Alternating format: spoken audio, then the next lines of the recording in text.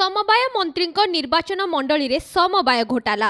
चाषी पासबुक को आसुची लक्ष लक्ष टंकार ऋण हेले प्रकृत रे चाषी पाउनाहांती से सुविधा तेबे प्रश्न उठुछि चाषी नाम रे एते मात्रा रे ऋण टंका नेउछि किए एभली संगीन अभियोग आनिछंती आठगड़ ब्लॉक नभेड़ा अंचल चाषी माने आम खातार आज्ञा सी 76,000 टका नहीं जाइछन्ते आगुआ 15,000 टका केन्द्र नहीं जाइछन्ते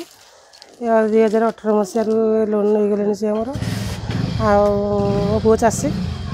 आ टंका केमती आम खाता को हड़प कर नहीं जाइछन्ते टंका केमती आम फेरी पाइबु आम सोसाइटी विजय दास संगा से मान सब मेम्बर अच्छा आम कि टंका 5 पैसा पाइनु से चाषी जेहेतु से ऋण करता बिल चाष करने से टाटा को ये मैंने हड़प कर आम समवाय विभाग आम प्रेसिडेंट संपादक पिओन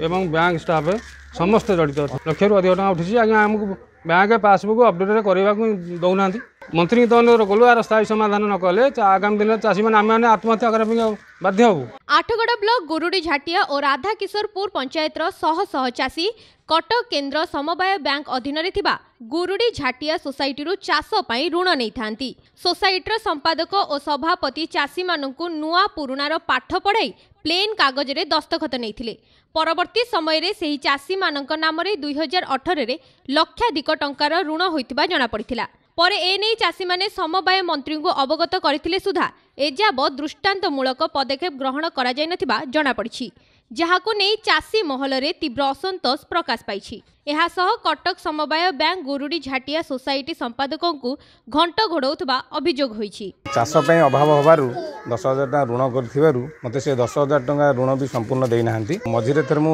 बही मागिली बही मते देले मो जले अप टू डेट करे बही रे मोर 70,097 टका उठा जाइछि